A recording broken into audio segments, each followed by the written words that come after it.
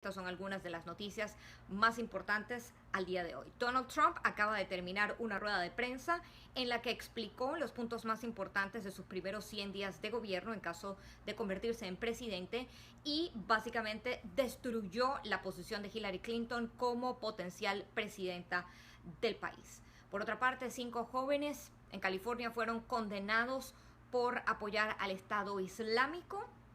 Eso acá en California, mientras que en Orlando hay una teoría de que la masacre habría sido impulsada por odio a la comunidad puertorriqueña gay y no por terrorismo. Sin embargo, sigue habiendo una fuerte teoría que cobra fuerza con la teoría del terrorismo. Por otra parte, les cuento que las altas temperaturas se cobran la vida de 5 personas acá en Estados Unidos, mientras los fuegos, los incendios continúan en los estados del suroeste. Pasando a México, con 9 muertos, México anuncia por fin una mesa de diálogo con los maestros. Entre tanto, México y Venezuela se pelean en la OEA por los abusos a los derechos humanos, mientras que en la OEA se discute la situación en Venezuela, aumenta la convulsión y el ente electoral de ese país atenta contra la democracia con sus medidas dilatorias del referendo revocatorio. Por otra parte, Brasil rescata los Juegos Olímpicos, pero hunde a la ciudad de Río de Janeiro en una deuda mucho más grande. Colombia enfila en la recta final su acuerdo para la paz con las FARC. El presidente está previsto viajar a La Habana este jueves. Y mientras todo esto ocurre en nuestro continente, por el otro lado del continente, en Europa, los ojos están puestos en el referendo que se va a llevar a cabo el día de mañana por la salida de la Gran Bretaña o la posible salida de la Gran Bretaña de la Unión Europea, mientras Corea del Norte vuelve a provocar al mundo con lanzamientos de misiles que hasta el momento parecen no haber sido exitosos. Voy a ampliar un poquito estas noticias, pero en este momento me voy a detener para saludarlos. Anita O'Day Feber, ¿qué está pasando en Oaxaca? Pues la situación sigue muy tensa. El conocimiento que tengo en Oaxaca es que la situación sigue muy tensa. Hubo pérdidas millonarias por lo que ocurrió allí el fin de semana, más allá de las pérdidas de las vidas humanas, que es lo más importante. Y pues lo que se espera es que ahora el último acontecimiento relacionado con este tema es la reunión que se va a llevar a cabo el día de hoy, de la cual les voy a comentar en un momento, entre el gobierno y representantes de la Comisión Nacional de Trabajadores de la Educación en México. Hamilton Castillo saluda también desde Texas. Roberto Inostroza, Rudy Castillo también desde Texas. Saludos a todos ustedes. Les voy entonces a ampliar un poquito la información y voy a comenzar acá en Estados Unidos con el tema de la política, porque les decía que me conecté un poco más tarde el día de hoy porque estaba esperando por la información que iba a presentar Donald Trump en su rueda de prensa, en la cual iba a hablar de sus planes como futuro presidente, por una parte, y por la otra iba a estar hablando sobre cómo él veía a Hillary Clinton como una candidata que no es la mejor opción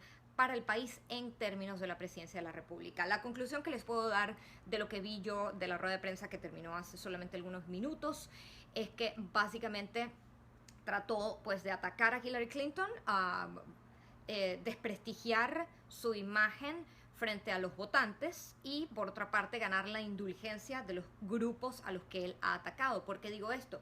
Porque en medio de su discurso se mostró bien empático, mostró mucha consentimiento con grupos como los latinos, los inmigrantes y los musulmanes, a quienes se refirió como los inocentes musulmanes, hablando de cómo ciertas prácticas de Hillary Clinton atentarían en contra de los latinos, en contra de la comunidad afroamericana, en contra de las mujeres en el sitio de trabajo acá en Estados Unidos. Eso es un poco a modo de resumen. El magnate dijo que Hillary Clinton es la persona más corrupta que jamás haya tratado de ser presidenta de los Estados Unidos. Se refirió en este sentido mucho a la Fundación Clinton y cómo esta fundación estaba involucrada en casos de corrupción. Mi reflexión al respecto es bien interesante que le haga este comentario porque él personalmente aportó dinero a la Fundación Clinton en el pasado. Entonces es un poco difícil que él esté en la posición ahora de criticar la transparencia o la honestidad de esa fundación. pero bueno, es lo que ocurre en la política. En otros temas les cuento que la masacre de Orlando habría sido impulsada por odio racial hacia la comunidad gay puertorriqueña. Esto según una entrevista en exclusiva presentada ayer en Univisión, conducida por la periodista María Elena Salinas, en la cual entrevistaron a un hombre que dice haber sido amante del atacante. Este hombre dice haberlo conocido a través de una aplicación gay, dice que el atacante tenía mucho odio hacia la comunidad gay puertorriqueña porque aparentemente le habrían causado daño. Según las declaraciones de este hombre, el atacante habría sostenido relaciones sexuales con 2 hombres puertorriqueños y luego uno de ellos le habría confesado que tenía el virus del SIDA. Con lo cual él aparentemente habría desarrollado mucho odio y quería tomar represalias. Eso en relación con la entrevista que presentó ayer Univisión.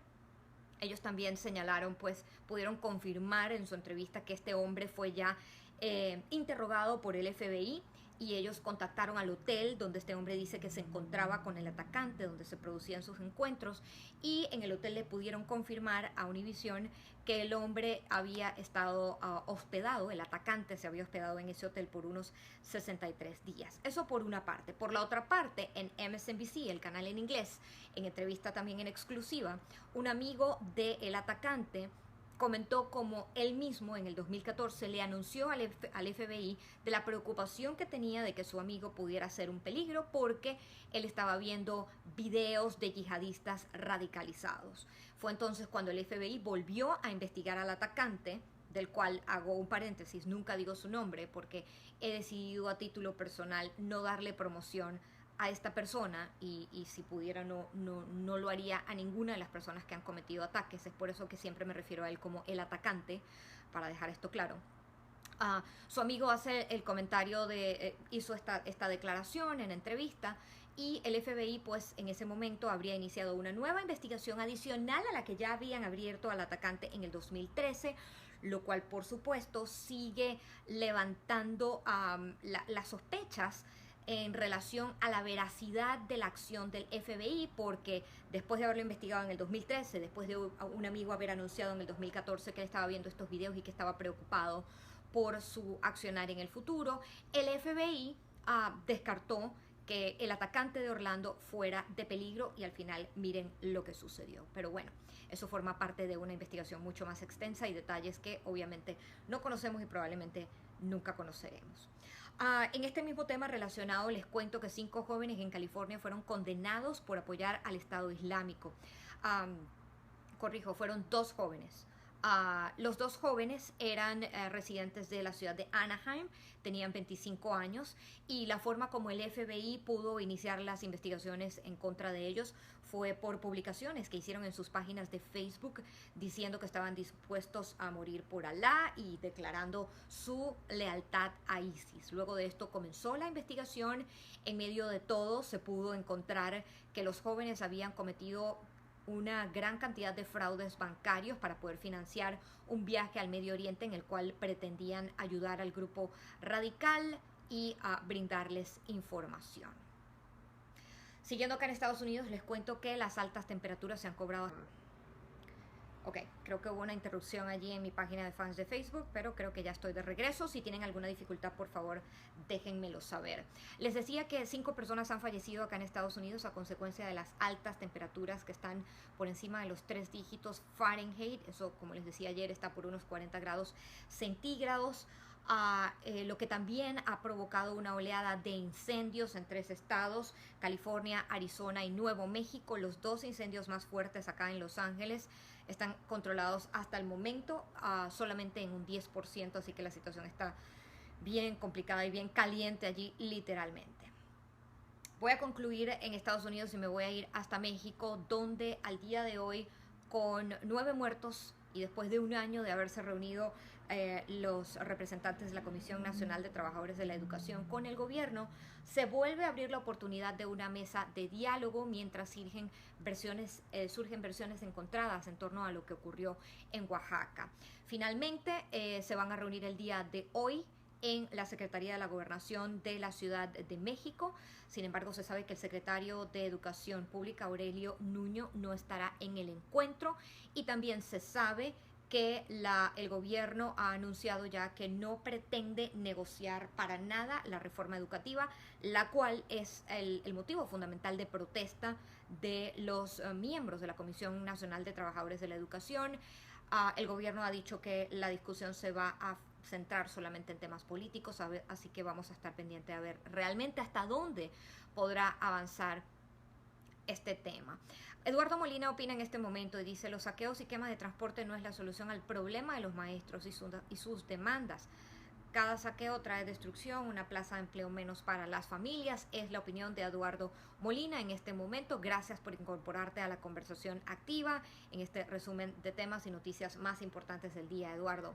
Pero bueno, mientras esto está ocurriendo en México, en la OEA, Venezuela y México se pelean por quién tiene la mayor cantidad de problemas en recursos en la violación a los derechos humanos. Les comento esto porque justamente ayer en la sesión donde se discutía la situación en Venezuela, la ministra de Relaciones Exteriores, Delcy Rodríguez, dijo que bueno, que por qué entonces no aplicaban la Carta Democrática a México, donde también se cometían abusos y había ocurrido esta situación en Oaxaca con los maestros. Lo cierto es que la directora de Relaciones Exteriores de Venezuela puede tener un punto allí, porque verdaderamente en México hay situaciones que dejan mucho que desear en el tema de los abusos a los derechos humanos. Yo misma he hablado muchísimo y he denunciado muchísimo ellos en varias oportunidades, pero ella está haciendo el comentario simplemente para tratar de librarse de la situación en la que se le están poniendo. Pero la realidad es que el tema ha sido tomado también por España y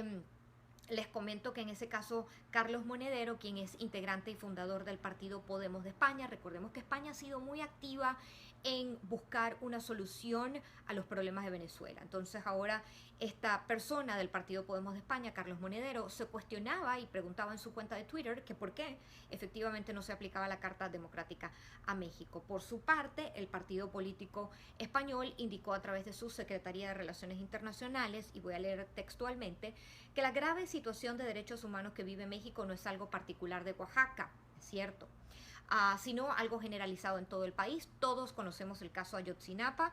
Al día de hoy ya son 633 días sin justicia y sin verdad.